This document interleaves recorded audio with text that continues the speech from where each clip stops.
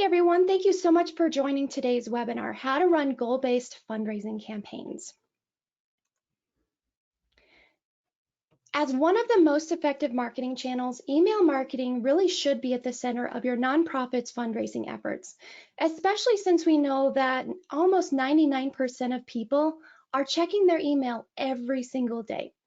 But the thing is, finding the right messaging to get your donors to take action and make that donation can be a bit of a challenge. And that's what we're here today to talk about with our experts, how you can run goal-based fundraising campaigns in order to encourage more people to give to your cause. We've got two really great experts who are going to be joining us in just a minute to talk about how one nonprofit used Constant Contact and DonorPerfect tools to raise over $280,000 in just over a few months with this goal-based fundraising communication strategy. With that in mind, let's take a look at our agenda and see more specifically what we're going to learn today. We're going to learn about the psychology of giving and how you can entice people to give with your emails. We'll talk about some tips for establishing your goals and creating emails that will drive action. And we're also going to be talking about how you can add goal-based communications to your own fundraising efforts. So without further ado, I'm really excited to introduce our two speakers for today. First up, we've got Daryl Moser. He is the Senior Technology Evangelist for DonorPerfect, and he finds products and services that extend the functionality of the DonorPerfect CRM. So Daryl, we're really happy to have you. You helped put together some really great content, and if you just want to hop on and say a quick hello. Hey, Stephanie. Hey, everyone. Thanks so much for this opportunity. I'm looking forward to sharing. Yeah, we're really happy to have you. And then we've got Lydia Messenger, and she is an energetic and creative nonprofit manager with over 18 years of experience. And so she's worked with Daryl to put together an impactful campaign, which we're going to learn all about today. So Daryl, I'm going to go ahead and let you just take it away. Awesome. Thanks again, Stephanie. And Lydia and I are looking forward to sharing a little bit about this. Not only did we end up working together both as DonorPerfect and a nonprofit, but I also serve on the board where Lydia was the executive director, and she's going to give you some highlights of how that nonprofit ran the successful campaign. Today, we're really looking into how we can share with you goal-based fundraising, because that was a component of what we saw as being a very successful fundraising campaign that we did at Boyertown Area Multi-Service. You'll hear some more about it. But what is goal-based fundraising? To be really specific, it's got a target amount that you're trying to fundraise, and that enables your donors to actually have a sense of measurement as to not only how much you need, but also how much their contribution can impact that goal, which is really important when we talk about some donor psychology. The other thing that goal-based fundraising has is a specific time frame. And what that does is it'll create a sense of urgency as to the end of the campaign so that you can be messaging your donors throughout the campaign, giving them the time remaining and how important this is to your organization to make sure that you meet this goal by a specific deadline, because presumably there's going to be an impact that'll be felt that has to align with the timing. The other piece of goal-based is it should also define a specific purpose. So where are the funds going to go? How is it going to contribute to your organization is really key. And as we talk about some of the psychology, I think you'll see how these components address some of the concerns that we've heard about from donors as we've talked to them throughout the years. So donor comments. We've heard many of these before, but the comment beneath each of them is a discussion on how goal-based can actually impact that comment. So if you've got donors that feel like their gift did not matter, some of that could be the way that the organization thanked them afterwards, but with goal-based, and if you're using a meter and progress bars, the donor can actually get immediate impact. So when they finish their gift, they can see the progress bar move up, they'll see that thermometer move. Even if it's by a small amount, the tally will end up rolling up the dollars, and the donor ends up getting that feedback that the gift that they made, no matter what size, ends up being a needle mover, if you will, to the organization. The other one is no one told me how they used my money. Now, one of the key things that you're going to see in the campaign that Lydia ran was she shared up front where the needs were inside of the organization.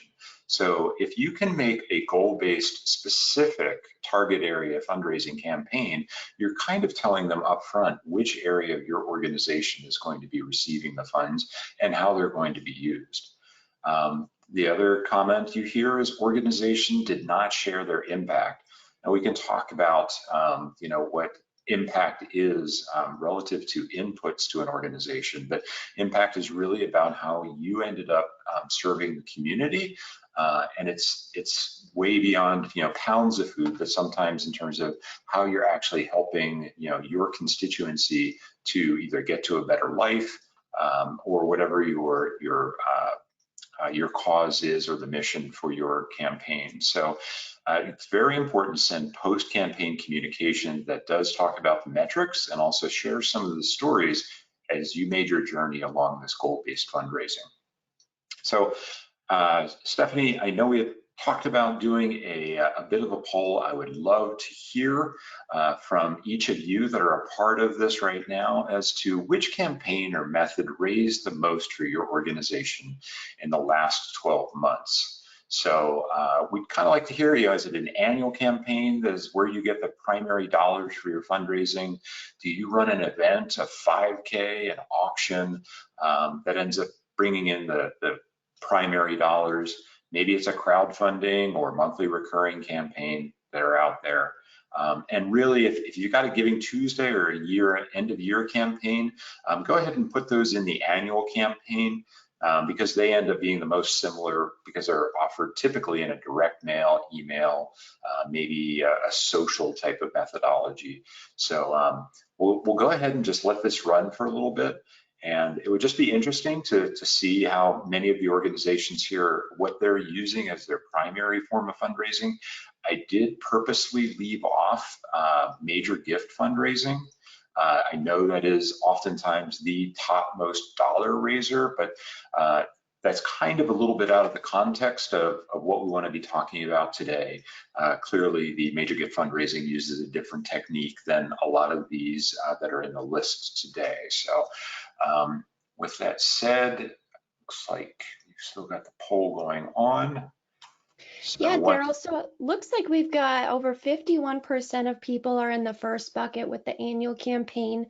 Right now we're seeing 39% of the people are saying the events, 3% are saying crowdfunding, and then 8% of monthly recurring giving.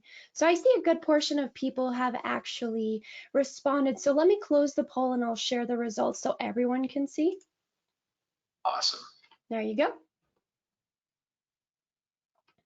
So I don't know if anything in there surprises you or anything like that. I think the annual campaign really makes sense, at least from what I know. So I'll let you take it away.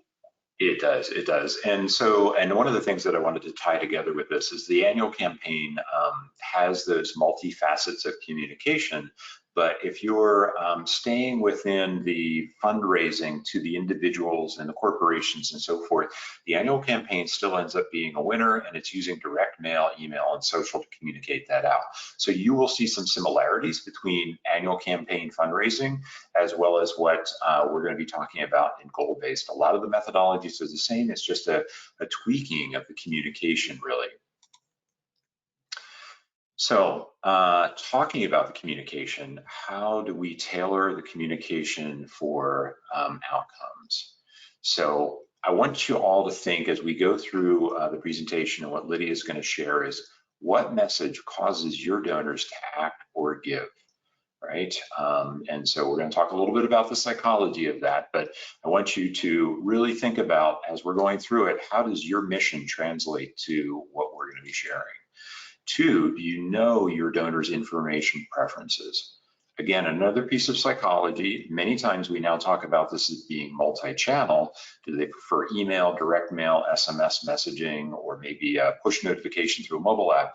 But it can go even further than that. And so you may have your donors segmented according to how they like to receive, the kind of information they like to receive.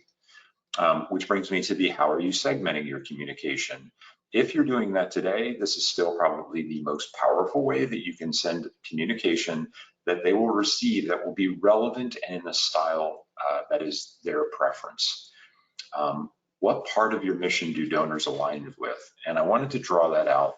Part of our case study today, actually, the organization has multiple parts to the mission, and we know that some of the donors inside of that are actually very aligned with some, but not necessarily all. So if you can collect that about your donors, that gives you another opportunity to segment. And if we were to expand this to major gift fundraising, you go out, you talk to your donors, and you ask them why they give, oftentimes you can end up bringing this forward. So you'll know that about them. You can tag them inside of your CRM so that you know in the future that you want to be talking about this specific area with your donor. And then we're going to touch a little bit on analytics, but I want you to think about, where do you get your analytics today? If you have a powerful CRM system, you can get some of those through the reporting, knowing which campaigns ended up giving you the most return for whatever investment that you were putting into it. But there are other ways that even if you're just starting out, and even if you haven't built your web page yet, but you could be getting some information from social and so forth. We'll talk a little bit about how you can glean from what you've been sharing today and turn that into analytics to shape your future communication. So we're going to talk a little bit about donor personalities, and we're going to use DISC profiles. DISC profile is just one of many different personality ways to evaluate personalities of individuals. Oftentimes this ends up being used for employees inside of your organization, but the principles are all pretty much the same. That is, if you end up breaking down the people based on communication and preferences, they all have a certain style that they might use either when they're speaking out or when they want to receive information. So the first group that we're going to talk about is sort of the dominance group, and this is the smallest segment. This oftentimes is where you'll end up finding the executives or leadership. Self-esteem and success are important, and they're very competitive and direct. So if you're going to craft some communication that's going to go out to people in this D category, you kind of want to give them some opportunities for how they can define themselves, how they're going to win, how they might be recognized, their company could be recognized as a part of their donation to your organization. The next group is the I, the influencers. So 29% of the world's population. They're very open and friendly, emotional and impulsive. And with the communication, you may want to try and incorporate big picture and fewer details, maybe something a little bit more emotional. And then as we go into the stabilizing group, we're at 31%, and they're very easygoing and warm, probably the most emotional of all the groups. They're very loyal to their cause. And for the communication that you craft for them, you want to be able to share ideas that convey that there is a trust between the organization and what you will end up using the funds for, as well as ways that you can incorporate them to be a participant in your organization. And then the last group is cautious, 31% of the world's population, analytical and careful, makes decisions on facts, communication, offer well-vetted data on your cause. So if you've got a link that you can tie them to with charts and graphs and everything that you might have out there, awesome. Just put the link in there. Don't let the other people see it, but the cautious people are going to want to see the data. So, and truth be told, I tend to fall into this category. Perhaps maybe it was the programmer background or whatever it is, but you know, the data people. The other thing that I would have you think about for DISC is that you're not always out on the circumference of the circle, but you may actually be somewhere to the middle, which you've got blends and so forth from all four quadrants that are out there today. The other thing I want to discuss is that the two sides, the left and the right sides, the left side tends to be people that are very data oriented. The right side tend to be people that are more emotional and story oriented. And we'll touch on that in just a bit. So just high level, what we've covered so far is I think we all can agree that donors and humans in general have different tastes in how they want to receive their information. So keep that in mind when you're crafting your communication in your email. Two, if you can use segmentation, and trust me, if there was a way that we could auto-identify people inside of our donor database as to which quadrant they are, that would really help us with what kind of segmentation we're going to use. That isn't available. as much as we might wish it was. So your best option is when you start crafting things, provide those stories and numbers in the email that you're sending out so that you can balance the communication between the two groups of people. And as you saw by the percentages inside of the population, you can see that there's a fairly even representation other than the D, which is slightly smaller, but to be able to balance that information so that you can anticipate that your population has got both segments in it. So with that, we're going to tell you a little bit about the organization. I'm going to turn it over to Lydia to describe the nonprofit. Sure, thank you. So I would love to share a little bit about the background of Boyertown Area Multi-Service, since this is our case study. So as an organization, they were founded in 1973. They are in the suburbs of Philadelphia, Reading, and Allentown. And what this did was it created sort of a gray area where they were not truly being serviced by any of those communities because they were just on the outskirts of all of them. And so the founder actually saw this need, and she started serving people and actually having a food pantry and helping people out of the trunk of her car. And it grew and it grew and grew into what it is today. So today there's a food pantry, a senior center, case management services, and it really is a hub of, helping people in the community, truly. It is located in a school district that has an approximate population of 40,000 people, and the organization itself has 20 staff, about 500 volunteers, and 5,000 contacts that we nurture and communicate with. And the annual budget is around $1.5 million. Great, great. And thanks, Lydia. I know we wanted to share some of those numbers, so perhaps you could position yourselves as nonprofits into maybe where you fit on the spectrum as we start talking about some of the fundraising aspects. Yes, and I think every nonprofit's different, but you all have a mission that you're serving, and I think hopefully you'll be able to relate to some of this and take away some pieces that will be really helpful for you. So while I was the executive director at Multi-Service, I had the pleasure of meeting this incredible little boy. His name is Preston. And in May of 2018, he came in, his mom brought him in, and he had collected 45 pounds of food as part of his passion project for school. He had created posters and flyers and a box and decorated it, and he was so proud of being able to help people as part of his passion project. And I can remember his mom telling me that many of the kids in the classroom, their passion projects were, things like video games or sports, and she just, she was so proud of his heart, and that his passion project, not that those aren't wonderful, they are, but his passion project was to collect food for people in need in the community. So I took his picture while he was donating, while he was down in the food pantry. We gave him a VIP tour, and we made a big deal about it. And we did a Facebook post and just shared with the community what he was doing as his passion project for school. And this was something that we did regularly. We would take pictures of donors, tell the story about people donating. So this went right along with what we were doing at that time.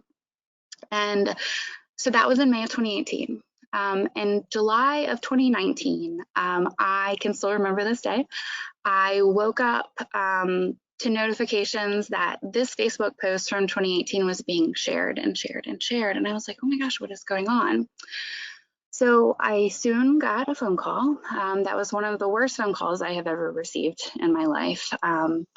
There was a flash flood the night before, and Preston and his mom were in their vehicle on their way home, and their car was swept off the road. And his mom was 8.5 months pregnant. And so it was terrible. It was awful. Again, the worst phone call I've ever received in my life. It was heartbreaking. And the community came together.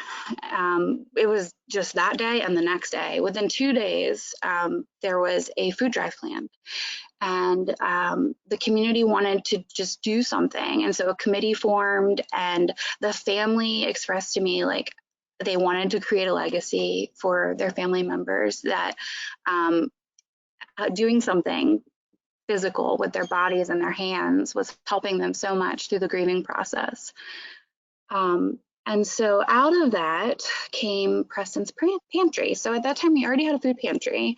And so it started as this grassroots effort to do a food drive in their memory.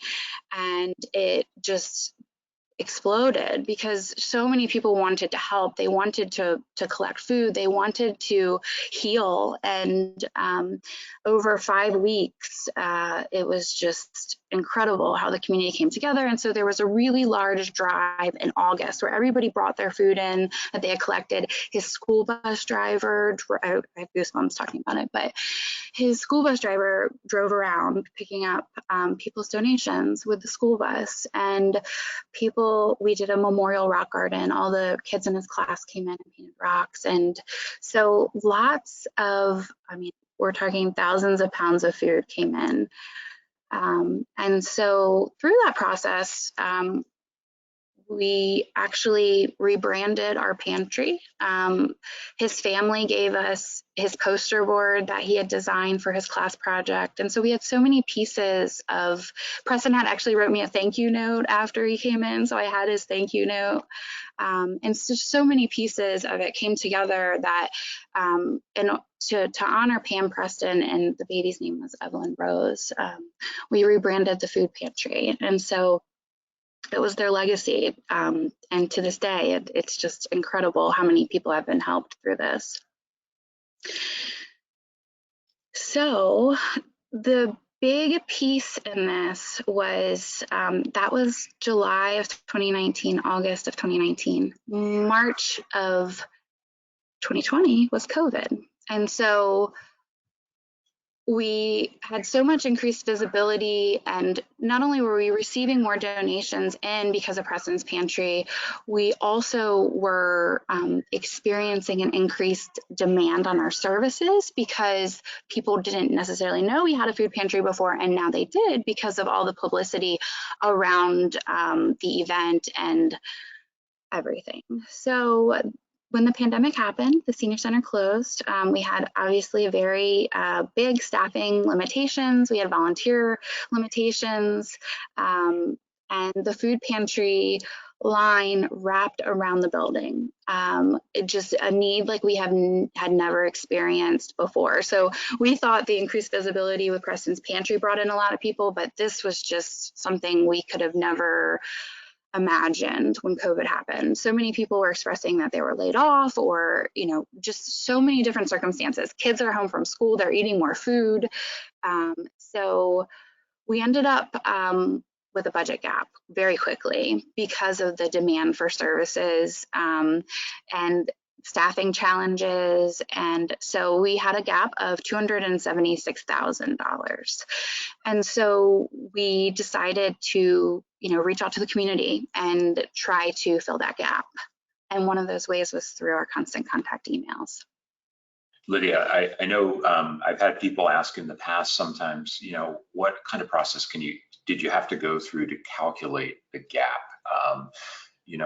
If you were to look at the regular funding that you might have received during this time and 3x demand, did it include everything, or were there other additional expenses that you had to put in there, payroll?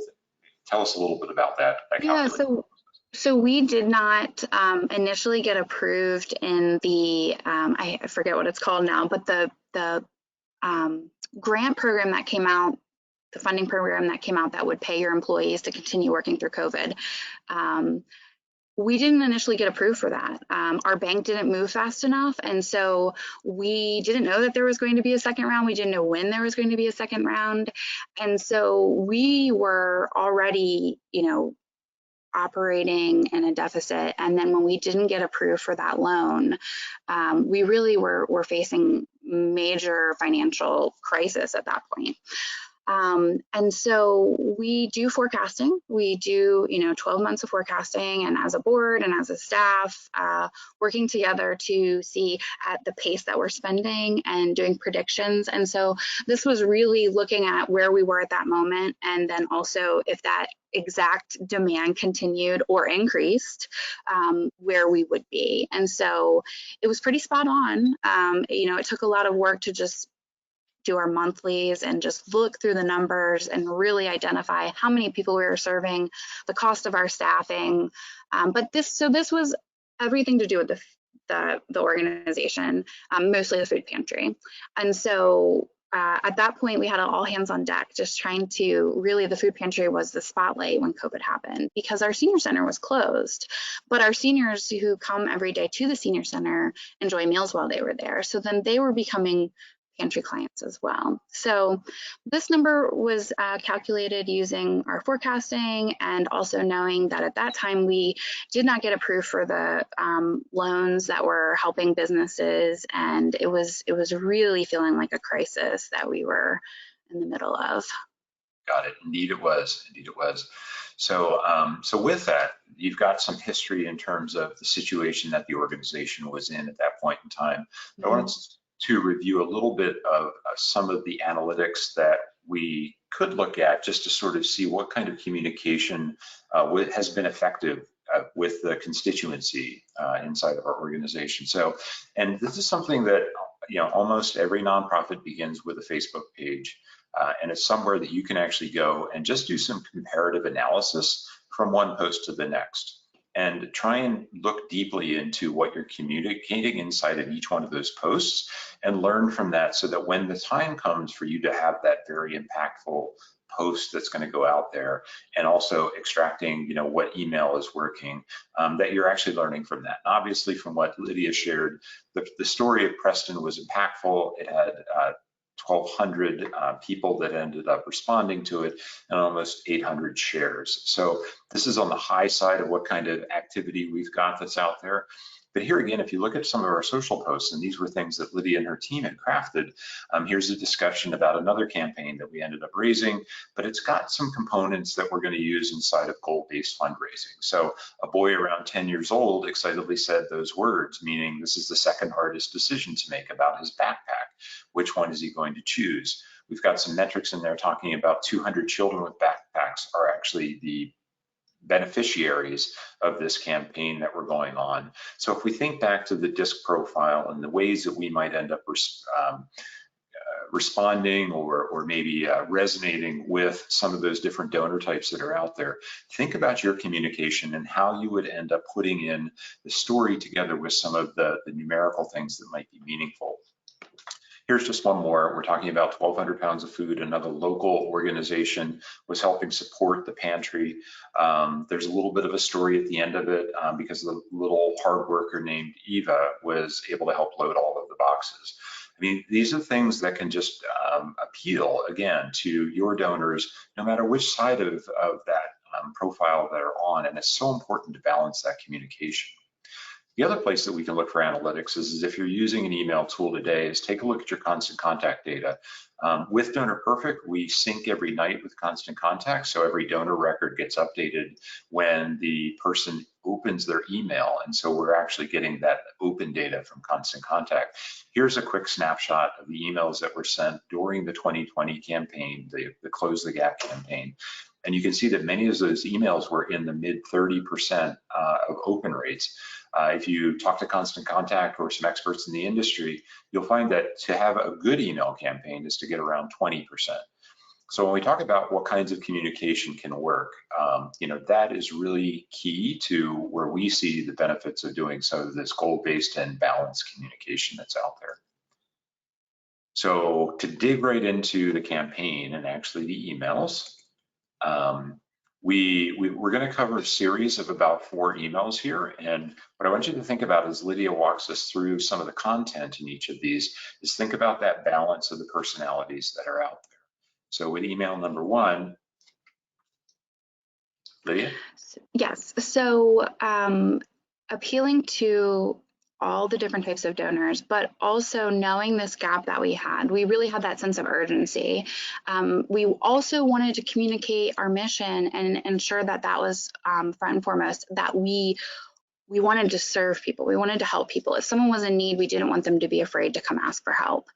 And so building that community around that, around helping. And so you'll see in this email, we were talking about what was happening within the organization, being very transparent, that, we're here to help. We don't want to see anybody go hungry. Our expenses are higher due to helping more people. And we want to be able to continue doing that. So please come be a part of this with us. I think showing, this is very important. I think showing an actual story of impact and how we were helping someone. And so we were actively collecting stories. We were actively asking people we were helping, can we tell this story, because it allows us to continue to build on this and to be able to help more people.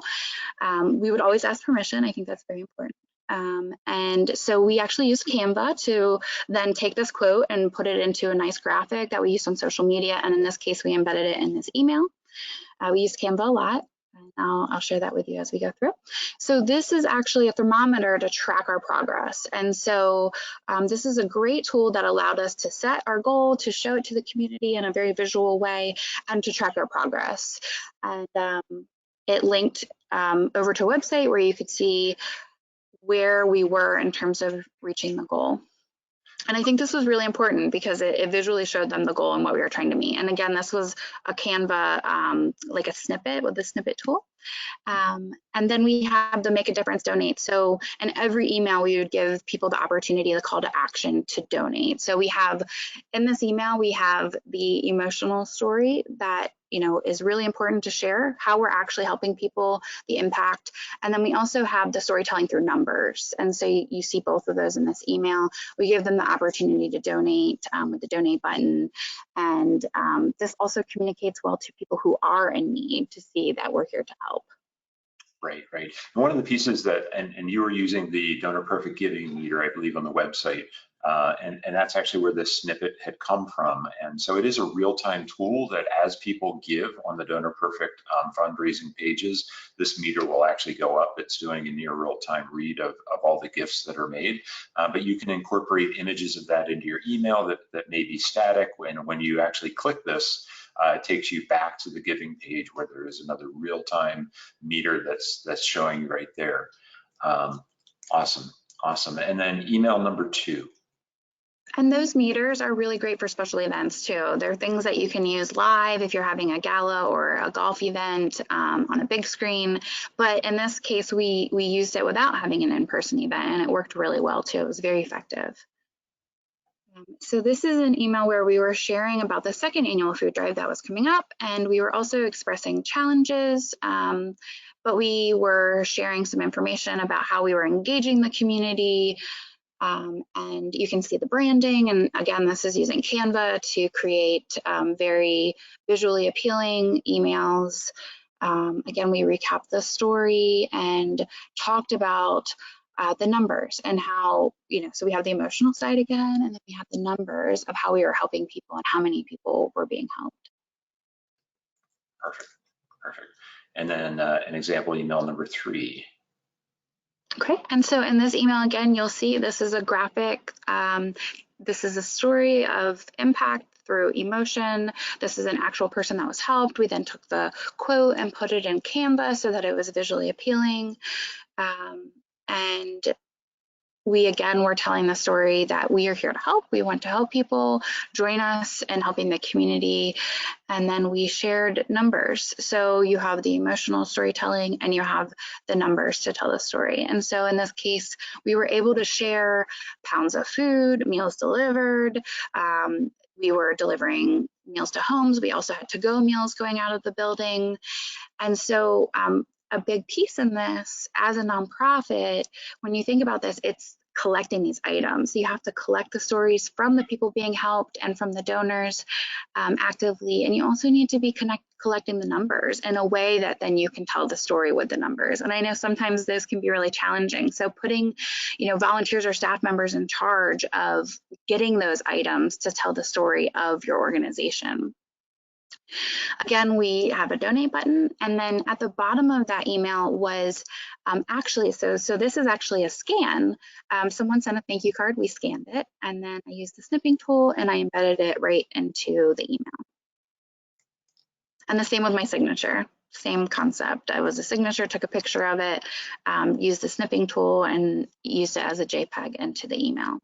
I think we'll want to talk a little bit more about some of the tricks that you did at the end of this as well too, because it was a really good effect. Yes. And so this email is celebrating the fact that we reached the goal. And so this was very important because we were getting phone calls, we were getting emails wanting to know, what is the progress? I contributed, I just want to make sure you're going to hit the goal. I can remember getting a phone call from someone who said, what are you going to do if you don't hit the goal? And I said, we're going to hit the goal. We have to have that mindset. And we did. But it took a lot of hard work and just, working and communicating. That was the biggest thing, was communicating back with the community where we are, where our progress was, what our needs were, how we were doing, how many people we were helping, and telling these stories of impact. So this was a really nice way to communicate through email to our constituents that we had reached the goal, to thank them for participating and helping us reach the goal. And then also to share, again, numbers, how many people are being helped, how many people donated. We had 710 donors at this point that had contributed. And so this really was, expressing the campaign and wrapping it up for those who had donated so that they knew exactly what their funds were being used for, and they can see real stories of impact here. So these were thank you notes from people who received meals or who were helped by our organization during this time. They would come in the mail, I would scan them, we would do the snipping tool, and we would save them, and then I was able to compile them, some of the best ones, there were many, but some of the best ones in the email with handwriting that you could read. And I just think, having that handwriting, seeing someone's thank you notes, it was really well received by the people who were donating to help us reach the goal. And Lydia, you had a real eye towards what would actually look well inside of the email. So you went through a process to clean up some of these. You mentioned that they were written on different colored paper and things like that. Was that a simple process? So these were coming on cards, greeting cards, sticky notes, all different colored backgrounds that when you look at it, it would be very overwhelming. I think for your eye, white space is important. So I was able to scan them, do the snipping tool, and I put them in Word or Canva, and I would just lighten the background until it was white. Sometimes this would change the ink color, but you were still able to read it. It didn't change the actual note. It just made it have a clean white background. So then when you put it in your email, I also chose to have a clean white background in my email, and it just helps it all flow together really well. Agreed. And then of course there was some wrap up on the numbers here as well. Yeah, so again, this is something we created in Canva. We have to collect the numbers, we collected them, we were able to put them into, this was like a rack card format in Canva, and then we use this on social media and in this email. And Lydia, this is debated so much in nonprofits, is if you're actually celebrating the fact that you reached a goal, is it appropriate to ask again? It's kind of like should you ask for another donation in the thank you letter? What's your take on that? So I always like to include it and give people the option. If they want to donate or not, that's their decision to make. But I do believe that if you don't ask, it could be a missed opportunity. So by putting it in there, you're giving them the option. This is an email that's sharing that collectively the community came together, and people still want to be a part of that, even if they might be late to the party or they might want to make a second donation or a third. I think giving them that option, making it easy for them. I always believe in making it as easy as possible for donors. That button, when they click on it, takes them right to the donate page. I always have other links in here that will take them to our website to learn more about our organization, but I do think you want to have as few clicks as possible, and I just believe in always giving them the option if they want to donate or not. Makes sense. And just one other maybe house cleaning thing. I believe that Stephanie has put in a link. If you want to learn more about the giving meter, there is a link in the chat so that you can understand a little bit more about how that tool works. So the campaign results. So Yeah, so the email open rate for our emails was incredible during this time. Historically, we were pretty good as an organization with our open rates, but these emails were just really well received during this campaign. People wanted to see the progress and see how we were doing. They wanted to see the stories of impact and the data numbers. So we raised a total of $280,000 with 818 new donors, That's and an it was a 400. isn't it? I mean, when I think about, we only had a base of maybe 4,000 at the time. I mean, to add 800 or more donors is crazy. Yeah, and I will say it was a bit of a whirlwind, and just, for anybody who's working in the nonprofit world where you have to do data entry, it was a lot of, in terms of online donations, that's already in the system, but we were getting a lot of in-kind food donations, and we do track all of our weight through DonorPerfect as well. So anytime someone makes a food donation or a monetary donation in person, it's manually entered in, and so we had some volunteers that were coming in to help make sure that we were keeping up to date in our system, because that is how they get our emails. If it's a brand new donor and they walk up to our door, which was happening, they were handing us checks or they were giving us food donations or both, we were making sure we were collecting their information. One, we wanted to send them a really nice thank you, but we also want to be able to communicate with them ongoing as we move forward. And so this was a very large increase in our fundraising for 1 month, obviously in giving. And it was a very large increase in the amount of food we received too. So for our organization, food is valuable, money is valuable, they were both valuable. And we were getting both simultaneously throughout this campaign in a wonderful way that allowed us to meet the need in the community. Awesome, awesome. So I guess taking a step back, Lydia did an excellent job of sharing about how she put together the communication that really epitomizes goal-based fundraising. But you may be asking yourself now, and hopefully you are thinking about how your organization fits into some of those methods that Lydia was sharing. But if you were to put goal-based fundraising next to your other landscape of the way that you're doing fundraising, it's really additional to current campaigns. I mean, there's no harm in putting a goal on the 5K or putting a goal on your annual fundraising. But if you're going to do a very specific, targeted for a specific need goal, it should be side by side with your current campaigns. I would be careful to not overlap it because you don't want to create confusion for your donors. Unless you have an organization that is highly segmented and you're doing fundraising for one side of the organization and separate fundraising for the other. But you can consider multiple per year. And again, keep in mind, these are sort of time-based. So even if you took your annual campaign and you wanted to time-base it and say, we wanted to raise X amount by this particular date, that gives it that sense of urgency that's out there. What you sometimes lack with the annual campaign is it isn't very specific to maybe where you're going to spend the funds, unless you put together your budget plan ahead of time and you've got some bullet items of some areas that you want to expand upon in addition to just general funding, and you can do that kind of messaging inside of your email as well.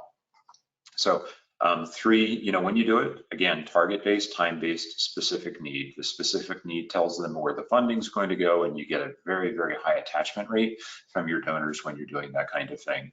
However, that said, sitting in the board meetings, all we wished for was general donations because that gave us the flexibility inside of the organization to spend money where we needed it, but to value those donors that actually cared for a specific segment or area of your organization is really important. You don't want to miss out on those. It also becomes an opportunity for you to learn. So when the time comes for major gift fundraising, you know which area of your organization resonates with them. So you can begin having the discussions. If you're going to be putting an addition on the pantry, which we actually need right now, who might be a good target to perhaps ask for a major gift in that area. So specific needs are really important. And then report on your progress and the usage of those funds at the end of the campaign. So at a super high level, we hope that many of the organizations that are attending today, maybe you already have given this a try, but if you haven't, go ahead and explore doing this and be repetitive about your communication as well. Constant Contact has many webinars that are out there that talk about frequency and so forth that you may want to absorb as well as you begin to think about the communication.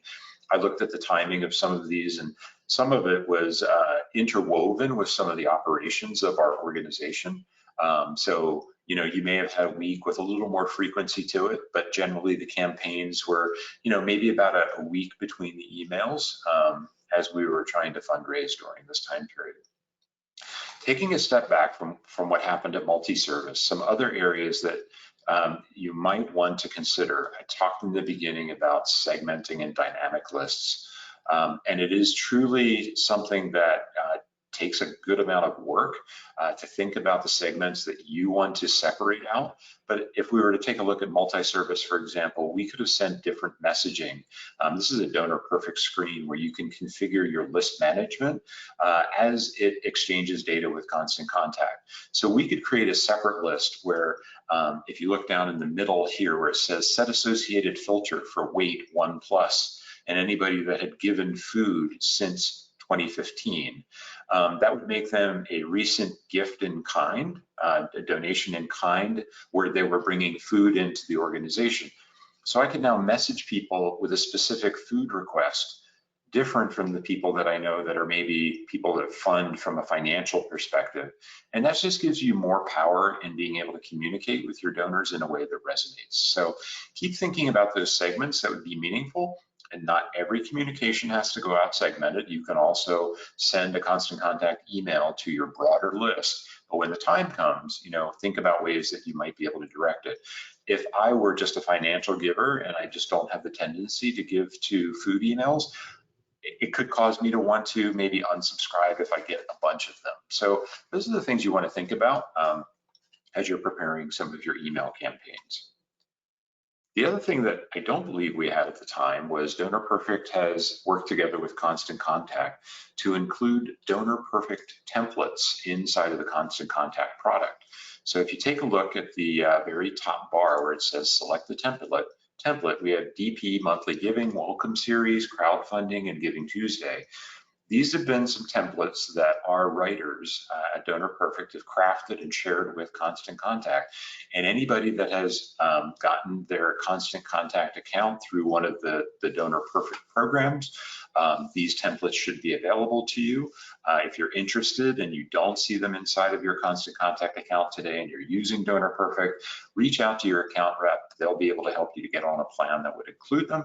But they just make it easy so that you can incorporate these templates as you're building out this email series and just using a good balance of verbiage that ends up working from a fundraising perspective. So with that, and hopefully you're perhaps interested or looking at moving into a product that will help you to manage your reporting and your communication, your fundraising with a really tight integration with Constant Contact. If you've been interested about DonorPerfect, feel free to reach out to us, sign up for a 45-minute demo, donorperfect.com/demo. And I believe this will be shared out at the end of the webinar, as well as maybe put in the chat. But it's a real easy way for you to get a broader view of all of the other features in addition to the integration with Constant Contact and what we can do with campaign-based fundraising. So with that, I believe Stephanie, I'm not sure if you've been tracking any of the questions or Yeah, so we'll get to those in a minute. Tons of great questions coming in. Thank you for sharing all of that really wonderful content in the story. I've been over here trying to wipe my tears. So thank you for sharing this story and how you were able to help with the cause there. I do want to let you all know that Constant Contact, here at Constant Contact, we offer easy to use digital marketing tools. With email at its core, there's automation, social media, events, surveys, and so much more that can make it easy. And then we also have these integrations. Daryl kind of mentioned it just a bit, but we have integrations with DonorPerfect, of course, Canva. You can import your images directly into Constant Contact, Vimeo, Eventbrite, Facebook, and more. So if you don't already have an account, you can sign up for a free trial, and you can just go to constantcontact.com or click the link that I will share in the chat window here in just a moment. Before we get to all of these questions, I just want to note that when we end the webinar today, there's going to be a survey that pops up on your screen, and I'd really love it if you could take a minute or two to just answer 2 simple questions and let us know what you thought about the webinar today. So let me get that last link shared in there. Actually, there's 2 links. There's also a few other links that you'll find there in the chat window as well for integrating Canva with your constant contact. And then also the other one that Daryl mentioned, which is the giving meter. All right. So this first question comes in from Martin. He'd like to know, what's the difference between a donor and a sponsor? Interesting. Lydia, you want to take a crack at that? Yes. So in the organizations that I've worked for, which is what I'll talk on behalf of, for us, a donor covers anybody who donates, right? So it could be in kind, it could be not in kind, it would be physical money or physical food. It can be a business, it can be an individual, it could be a foundation. They're all our donors. So our donor base is anybody who gives us something to make our organization function. A sponsor, specifically, at least where I have worked, we have annual sponsors, which is usually a business that's coming on board as an annual partner for 12 months, and it doesn't mean it's January, it doesn't mean it's July, it's whatever 12 months they want to do, and they give a certain amount, and they are partnering with the organization where they receive some marketing benefits. If we have special events, they'll be part of our special events. And so that would be our annual partnership. We usually try to build in some fundraising or some volunteer opportunities for their employees. And so we really just become a partner for that organization for 12 months. And they pay for that. They give us a chunk of money to be our partner. And it's a win-win because they also, get to have opportunities for their employees and marketing and philanthropy goals on their organization. We also have event sponsors. So you could have a sponsor just for an event, whether it's a golf tournament or a virtual event. You could have a sponsor for your end of year giving campaign. You could have a sponsor for your Giving Tuesday campaign. So you can almost put a sponsorship on anything. Like, we're moving offices and we're going to have a small open house to show people our new office, and we're seeking sponsors for that. So and the organizations that I've worked for, we have specific targeted sponsorships for events like that. And then we also have annual partnership sponsors, which sponsor 12 months of partnership. Great. Thank you so much for that. So Roger asks, we do a year-end campaign and then an annual campaign in late March or early April. Is that too soon to be asking again? We know summer campaigns are less effective. I think it depends on knowing your donor base. The organization I work at now, we usually send out our annual report with an appeal in the spring. It got delayed this year, and we just sent it out like a month ago, and we've had an amazing response to it. Typically, we would not mail in the middle of summer because, people are on vacation. It's something you try to avoid. But I think you don't know until you try it, and you really have to learn your donor base. And so I think it doesn't hurt to try new things and see the statistics of how it worked compared to what you were doing. It's, if it fails, not to do that again. But I do think communication is important. So your annual appeals are also a piece of communication about what you're doing, how you're helping people. Our annual report, anytime we're mailing, emailing, you're communicating what you're doing, how you're helping people, and your mission. And so I think communication is really important. So I don't think it should just be once a year. I think you have many touch points. And if mailing is part of your touch points, if emailing, which it should be, is part of your touch points, I think that it is good. It's always a fine line. You don't want to, flood someone's inbox. But I think communication is really important. I think one thing I would add to that, Lydia, is the option to also segment. If you ran reports that you found that this particular person historically gave in the fall, then maybe just put them on the fall ask and don't cause donor burnout. Just an option for you.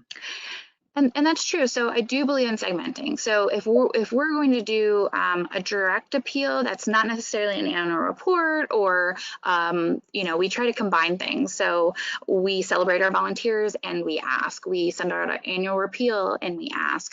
We show our thanks around Thanksgiving and we also ask.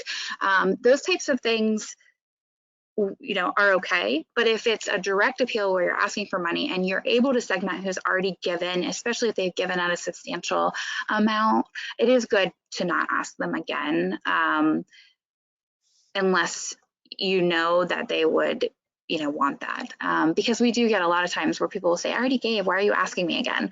So a way around that is to make sure you're telling a story in the letter that you're writing. So if I've already given at the beginning of the year and I get another piece of mail, a couple months later, but it's telling me a story of impact, I'm not going to be upset. I want to hear the stories of impact of how my donation from a couple months ago helped. So I think that's what I always do. I always try to incorporate those stories so that even if I did just give a couple months ago, I'm not offended that you just sent me another letter, because I got to hear an update. I love that. And when we think about email marketing in general, you want to send on a consistent basis anyway, so that people don't forget about you and forget about the fact they gave you their email address. So if you're sending on a somewhat regular cadence and telling those stories, even if it ends up being like a volunteer story or a story of someone or an animal that you helped, those types of things are great to bring people back in and just stay top of mind with you. So when they are ready to donate again, you're right there at the top of their mind. So I'm curious about this next question, because Harold asks, how would you translate these points for a political fundraising campaign? Do either of you have any advice? I think they would actually all apply. I think the psychology aspects of it, of whether you're doing an appeal for a political campaign, humans are humans, and the personality split is going to happen no matter what type of campaign that you're doing. And I think the aspects of goal-based, it may even be more prevalent, because you're talking about a campaign that has a definitive end date and you need to have this funding by this particular date. Perhaps the greatest challenge is in figuring out, are you going to actually have a target, or is the top limitless because you don't want to restrict?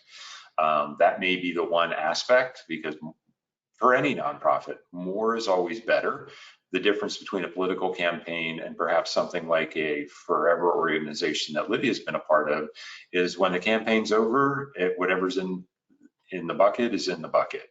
And Lydia has the opportunity to go and ask again, but your campaign has a definitive end to it. So there is some debate there as to whether or not capping it makes sense. Anything you want to add, Lydia? I think finding ways to tell stories, I think pictures help. And I think, you're just trying to connect with your donor base. So being able to, and if you're sending multiple to the same people, making sure that there's some variety in it, I think, so that they're not getting the same thing over and over again, because you don't want them to unsubscribe. So I think, finding that story, that a little bit of a different view each time, so that they're feeling engaged and not just bombarded with the same information over and over again. Great. So I see Kara and a few other people are asking, what's the best way to grow your email list? Kara, for example, is just starting up. What advice do you have? I mean, two things, I guess. One is I think on your website, you can include an opportunity to sign up for emails, which is key. That's the very traditional way. We've also just introduced something new called DP social campaigns, because of the frustration of not being able to reach out to your donors that are on social media. So this tool actually allows you to do a campaign to get their friends and family to basically support your cause. You make a post with a frame around you saying that I support Boyertown Area Multi-Service, and won't you please join me in supporting it? When they get the picture frame, they're asked for their email that automatically goes into DonorPerfect and allows you to then reach out to them in the future. But Lydia, you probably have used some other techniques.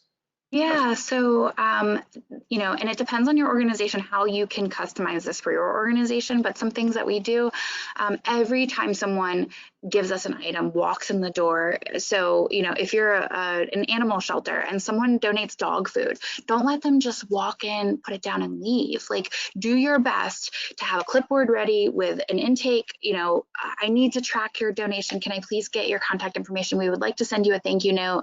It has the opportunity to collect their contact information. And that is how we get so much of our contact information. And people want to be thanked. You know, they might be, you know, oh, no, I don't need it. But I just try to be as, you know, customer oriented as possible when I say to them, we really want to be able to thank you. We really want to be able to communicate the impact over the next couple of months of how you're helping people. Can you please fill it out? And short and sweet, you know, try to get it from them as quickly as possible.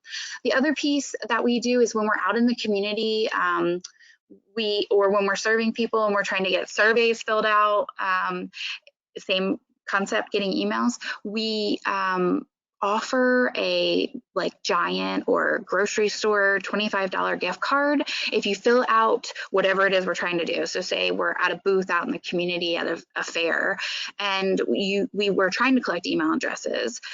We have a raffle for a gift certificate for a restaurant or a grocery store, and you can do the same thing when you're trying to get your program base, the people that you're serving, when you're trying to get them to fill out surveys so you can collect this important data to tell the story through data, you can offer an incentive, a gift card. You'll be entered to win a gift card if you complete this. We do the same thing with our volunteer base when we're trying to get information from them. And our volunteer base is a big part of who we email because they are donors too. They're donating their time, but a lot of them become financial donors as well. I love it. All such great ideas. So it looks like we have time for one last question here. This one is from Lewis, who says, we are a church and school that just launched a 3-year capital campaign last Saturday. Our goal is to raise $4 million in addition to what we already have received from a grant approximately the same amount. Do you have any ideas? So Daryl, I'll really quickly tell a real case scenario. My children are in preschool at Asbury, which is a church. It's a wonderful preschool, and they wanted to redo their playground, and it was $250,000 that they were trying to raise. They actually had us fill out forms for our kids where it was people that we had contacted, got their contact information, and they're okay to share their contact information, express that the church was fundraising for a new playground.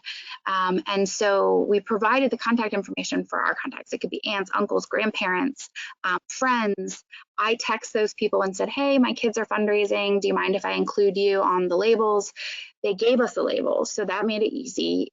We put the contact information on the labels. We also filled out a secondary form that had email addresses on it. And we handed it over to the school, and they have a committee, and they ran with it. They the next day they put the mail out. I would say from us alone, they probably got $1,000 from our contacts.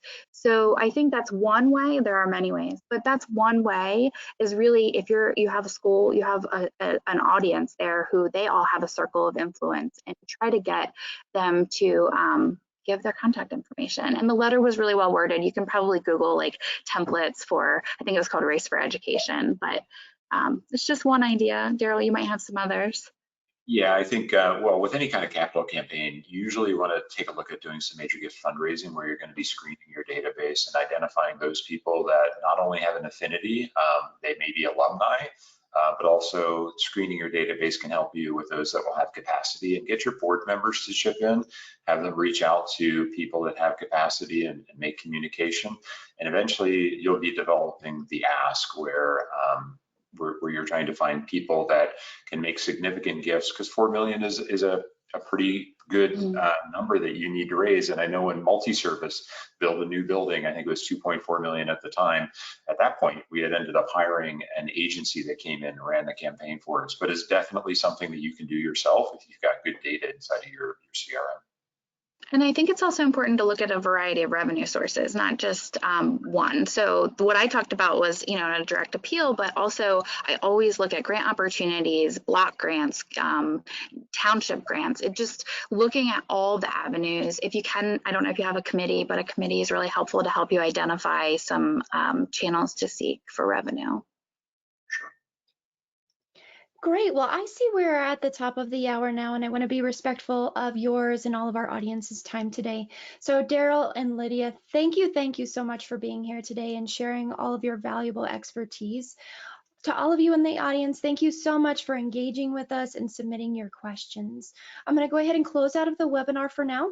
I do know that there are at least a few questions that we did not get to, so we're going to be doing some work over the next couple of business days to get more of those questions answered.